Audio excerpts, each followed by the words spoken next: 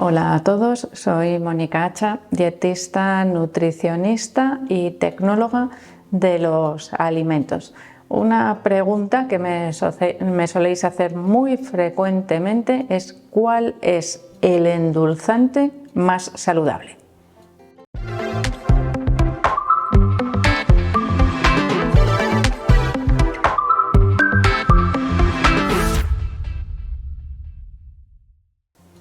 Cuando hablamos de sustancias que nos proporcionen sabor dulce a los alimentos a los cuales la añadimos, tenemos que hacer una primera clasificación, que sería entre su origen natural o su origen artificial. Evidentemente, todas aquellas sustancias de origen artificial descartadas en este listado, en esta clasificación de endulzantes o edulcorantes, en este caso, saludables. ¿Por qué? Porque ninguno de ellos nos resulta saludable. Pueden tener su utilidad y sus beneficios en momentos puntuales, pero no deberían ser de consumo continuado ni habitual y mucho menos todavía en la elaboración de recetas dulces que requieran calor. ¿Por qué? Porque pueden sufrir transformaciones en su composición química que en un estado nos resulten, en estado frío o natural, nos resulten beneficiosas, pero que se transformen en sustancias peligrosas. Y esto es algo que hemos ido viendo a lo largo del tiempo con algunos edulcorantes artificiales como el aspartamo, el acesulfamo, la sacarina, que inicialmente parecían la panacea para evitar o reducir el consumo de azúcares y sin embargo con el tiempo se ha visto que no son tan saludables como parece y que muchas veces puede ir relacionado con la dosis o con la cantidad que se utiliza de manera habitual. Con lo cual nos quedamos solamente con aquellos que tienen origen natural. Dentro de los que tienen origen natural, que son muy variados, ya vais a ver cómo os va a sorprender lo de hablar de saludable con algunos de esos endulzantes que os voy a citar. Os lo digo porque lo que es saludable para uno puede no serlo para otro y en ese caso ese equilibrio o esa valoración de cuál es el endulzante más saludable deberíamos hacerlo de manera individualizada, cada uno de nosotros. Pero claro, para hacer una buena elección tenemos que saber qué es lo que debemos valorar al elegir ese endulzante, porque puede ser que yo utilice 2 o 3 o más endulzantes en mi dieta habitual porque en unos momentos uno me resulta más beneficioso que otro. Lo que no debemos hacer es dejarnos engañar por falsas promesas de salud asociadas al consumo de estos endulzantes de origen natural. Y el primero, ya va aquí la sorpresa, cuando hablamos de endulzantes naturales, es el azúcar de mesa, que efectivamente tiene origen natural, que puede ser más o menos refinado. Es decir, puedo tener azúcar moreno, puedo tener panela, puedo tener azúcar blanquilla, dependiendo del grado de refinamiento que tenga. Pero el origen generalmente es similar o azúcar de caña, o mejor dicho, caña azucarera o remolacha azucarera y distintos grados de procesamiento, con lo cual me puedo quedar con el que a mí más me interese por sabor, color o por utilidades que le pueda dar. Sabemos que no cambian, por ejemplo, ni sabor, ni textura, ni composición con el calor. Por lo tanto, sabemos perfectamente por la cantidad de años que llevamos utilizando y todas las investigaciones relacionadas con su consumo, que el consumo adecuado de azúcar, es decir, no excesivo, no tiene por qué resultar perjudicial. Cuanto menos, mejor, pero no es imprescindible retirarlo de la dieta en la mayoría de los casos. En segundo lugar, tendríamos la miel.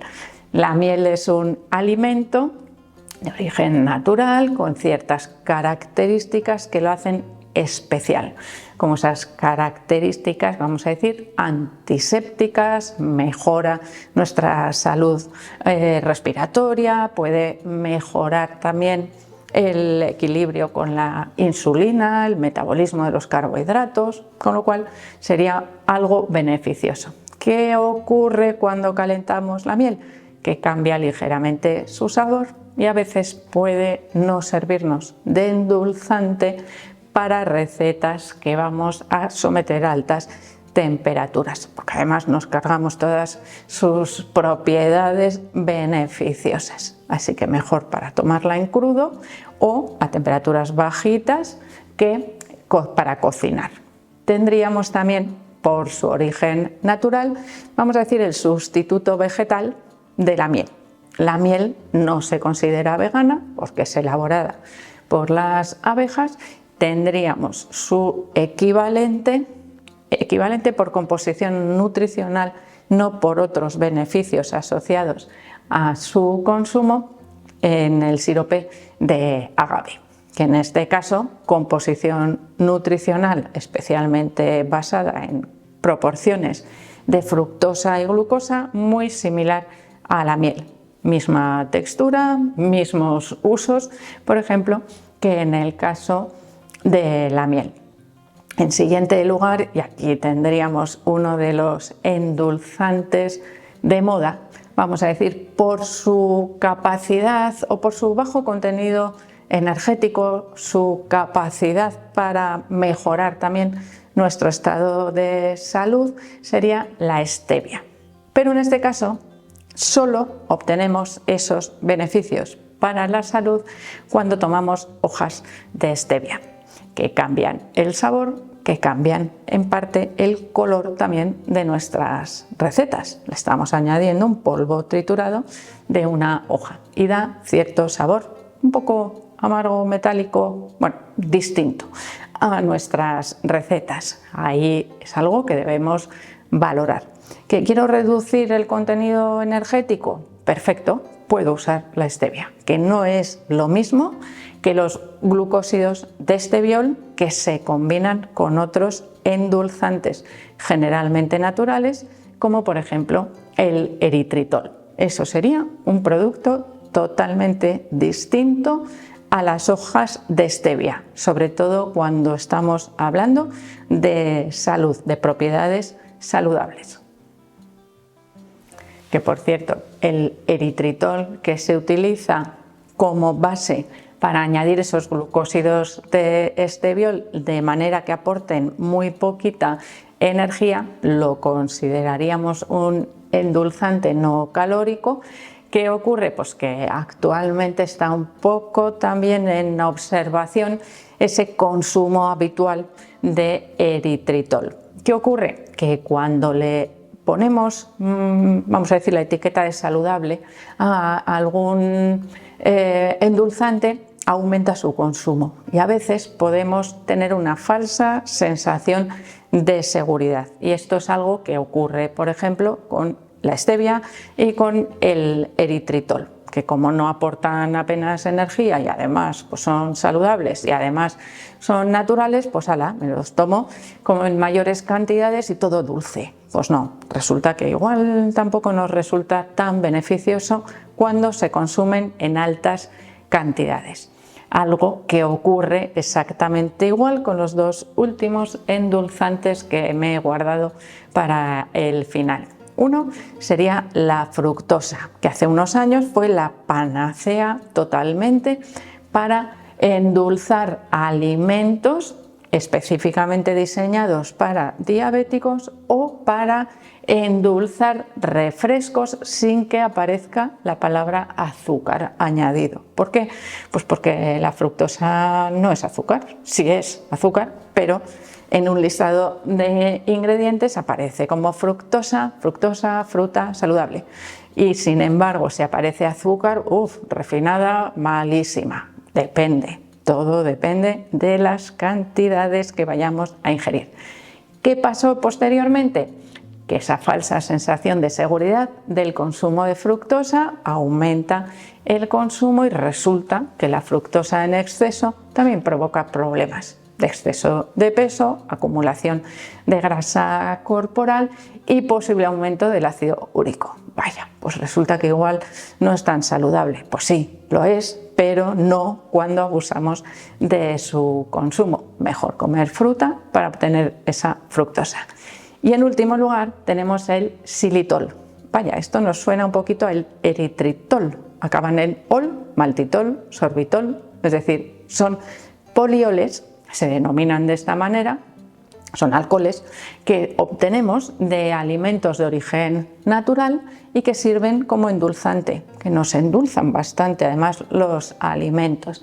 En este caso el xilitol es un endulzante muy poco calórico que se suele utilizar también muchas veces incluso en polvo porque es rico en otras sustancias como por ejemplo fibra, que podría mejorar la salud de mi microbiota y tiene una característica particular que ahora vais a entender enseguida por qué se utiliza en otro producto. Ayuda a prevenir la caries, es decir, destruye la microbiota mala, perjudicial, de la boca, con lo cual nos ayuda a mejorar la salud de la boca. Por eso se utiliza en los chicles sin azúcar. Tiene una desventaja y es que cuando se consume en cantidades elevadas provoca diarrea. Y esta es una advertencia que viene también en la cajita de los chicles que se endulzan con xilitol. Tiene origen natural, natural saludable, no siempre, y todo depende de la dosis. Hay otro azúcar que me ha venido ahora a la memoria, que normalmente no lo tengo mucho en cuenta porque al menos donde yo resido no es fácil de conseguir, que sería el azúcar de coco. El azúcar de coco tiene una característica también que lo hace muy especial y es que tiene un bastante bajo índice glucémico respecto a otros endulzantes por una característica que es que contiene inulina, que es un tipo de carbohidrato no digerible que ayuda a mejorar la salud de la microbiota también, pero que nosotros no somos capaces de digerir. Se puede cocinar con ella, tiene un alto efecto saciante y muy bajo efecto en la regulación de la insulina. Por lo tanto, ahí tenemos otra opción más. ¿Y ahora con cuál nos quedamos? Pues lo que os decía al principio, la que cada uno de nosotros le vayamos a sacar más beneficios para nuestra salud, sin autoengañarnos, es decir, sin pensar que porque es más saludable puedo consumir más cantidad de azúcar, porque eso es algo que nunca da buen resultado. Así que os dejo la decisión en vuestras manos y espero que le deis al like del vídeo. No dejéis de suscribiros al canal y espero seguir viéndoos a todos en los próximos vídeos.